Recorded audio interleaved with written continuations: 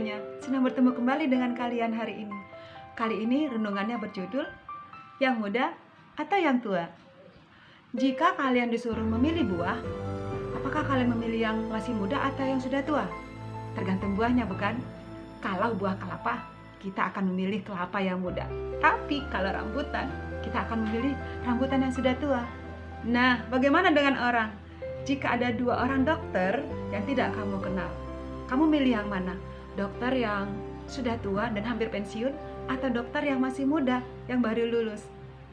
Perbedaan atas orang muda dan tua terjadi dalam segala urusan. Orang muda yang kreatif, produktif, berpikir dinamis, dan cakap memimpin. Pandangan ini kadang meremehkan kaum tua yang mengatakan makin tua umurnya makin rendah berpengetahuannya, makin mundur cakapan berpikirnya. Sebaliknya, ada pandangan yang mengagungkan masa tua, yang mengatakan seperti pohon beringin yang berakar dengan meluas dan mendalam. Kepada orang tua, orang berteduh dan berguru. Bagaimana dengan ajaran Alkitab? Apakah Alkitab mengungkapkan salah satu masa? Mari kita lihat satu demi satu. Pertama, pandangan tentang masa muda. Pengkhotbah 11 ayat 9 mengatakan, bersukacitalah dalam kemudaanmu, biarlah hatimu bersuka pada masa mudamu dan turutilah keinginan hatimu dan pandangan matamu. Di sini dianggap bahwa masa muda dianggap sebagai kegembiraan dan Tuhan memberikan kebebasan untuk menikmati masa muda. Lalu ada ayat yang menjadi pedoman masa muda. Pengkhotbah 12 ayat 1. Ingatlah akan penciptamu pada masa mudamu. Kedua, tentang masa tua. Mazmur 92 ayat 13-16. Orang benar akan bertunas seperti pohon korma.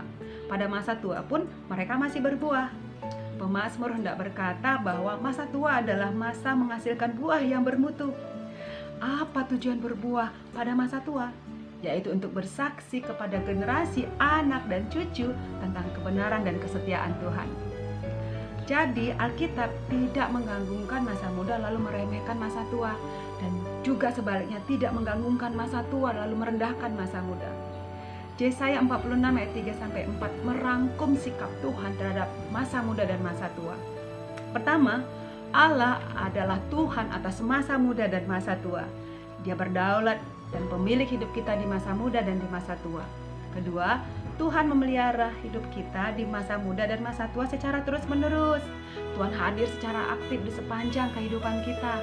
Ketiga, ada pesan agar masa muda dan masa tua dijalani dengan benar. Tuhan memberi masa muda bukan supaya tenggelam dalam kesibukan mencari kesenangan, prestasi, sehingga lupa karena kesibukan, lupa tidak punya waktu untuk Tuhan dan orang lain.